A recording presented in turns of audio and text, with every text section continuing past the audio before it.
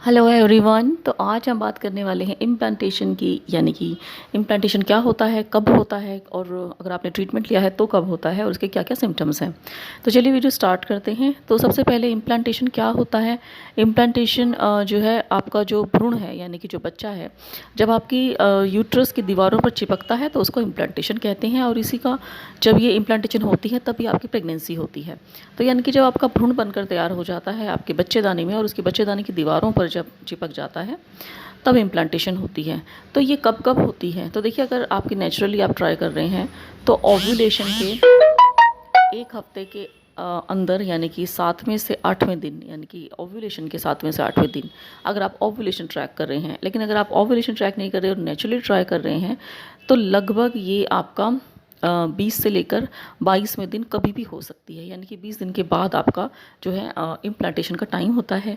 लगभग 21वें 22वें दिन या फिर कभी कभी 23वें दिन भी होती है, अगर आपकी जो है 28 से 30 दिन की जो है मेंस्ट्रुएशन साइकिल। अब बात करते हैं आईयूआई की। तो जिस दिन आपका आईयूआई होता है, ज़्यादातर इंडिया में जो है ओव्यूलेशन के बाद आईयूआई होता है।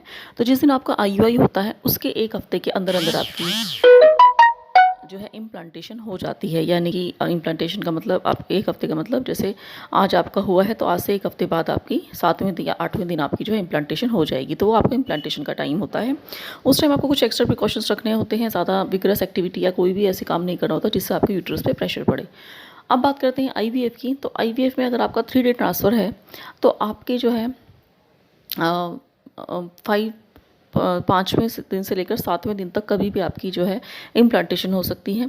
अगर आपका 5 डे ट्रांसफ़र है, यानी कि आपका एम्ब्रियो जो है 5 डे का है, तो आपकी 3 से 5वें दिन तक कभी भी इम्प्लांटेशन हो सकती है। तो ये आपकी टाइमिंग्स हो गई इम्प्लांटेशन की। अब बात करते हैं सिम्टम्स की। देखिए सिम्टम्स जो है सबसे पहले जिस दिन आपका इम्प्लांटेशन होती है, यानी कि भ्रूण चिपकता है जिस टाइम, उस टाइम आपको थोड़ी सी टिंगलिंग सेंसेशन, यानी कि थोड़ी सी आपको हल्की फुल्का दर्द या हल्की फुल्की गुदगुदी किसी भी एक साइड में हो सकती है पेट के। लेकिन ये बहुत कम लोगों में होती है, महसूस होती है। लेडीज़ को जो बहुत ज़्यादा सेंसिटिव होती हैं उन्हें ही ये होती है, ये सभी में नहीं होती। इसके अलावा आपका जो है थोड़ी बहुत जो है स्पॉटिंग हो सकती है, यानी कि थोड़ा बहुत ब्लड जो है आपको पैंटी पर नज़र आ सकता है। इसकी पहचान ये है कि ये थोड़ा बहुत ही होता है, ज़्यादा ये पीरियड्स की तरह नहीं होता है और ये काफ़ी जो है फ्रेश ब्लीडिंग की तरह दिखता है। और ये आपका जो है 1 से 2 दिन तक आपकी स्पॉटिंग रह सकती है। ये भी सिर्फ 5% जो है फीमेल्स में होती है, ये सभी में नहीं होती। एक्चुअली जो इम्प्लांटेशन के सिम्टम्स हैं वो सभी में नहीं आते हैं।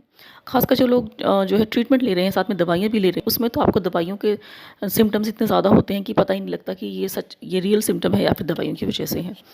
तो फिर भी कुछ लोगों को बिल्कुल सिम्टम्स जो है महसूस होते हैं। तो इसके अलावा जो इम्प्लांटेशन का सिम्टम है वो आपकी है, जो आपकी ब्रेस्ट है वो टेंडर हो सकती हैं, क्योंकि आपके हार्मोन्स एकदम से चेंज होते हैं। तो आपकी जो है ब्रेस्ट में टेंडरनेस या फिर इचिंग या फिर कुछ हैवीनेस हो सकती है। इसके अलावा आपको जो है थकान महसूस हो सकती है उस दिन।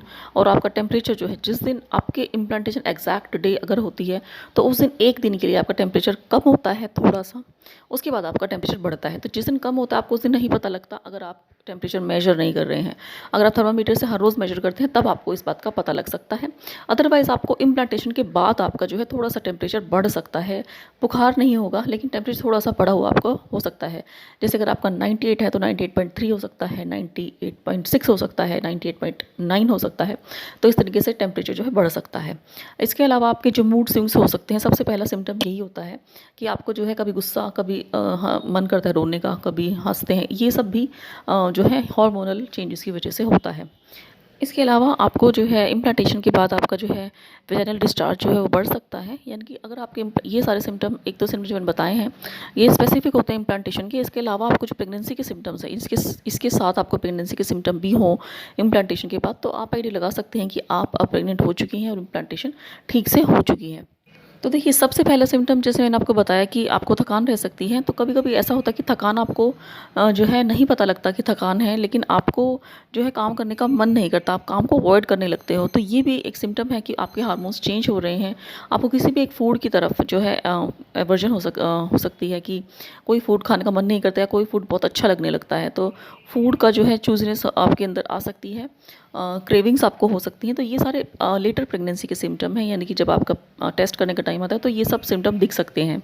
ख़ासकर जो है लेज़ीनेस होना, काम करने का मन ना करना और थकान ज़्यादा होना और जो है आपका ब्रेस्ट टेंडरनेस हो जाना, आपके वेजाइनल डिस्चार्ज ज़्यादा हो जाना, कभी-कभी आपका जो है मूड स्विंग्स करना, किसी भी खाने में ज़्यादा मन करना किसी एक खाने का, या फिर कोई भी ऐसा खाना जो आपको पहले गंदा लगता था और अब अच्छा लगने लगना, आपको बार-बार गुस्सा आना, रोना आना और ये सब सिम्पटम भी हो सकते हैं। कई बार चक्कर भी आ सकते हैं क्योंकि वीकनेस जो है हो जाती है।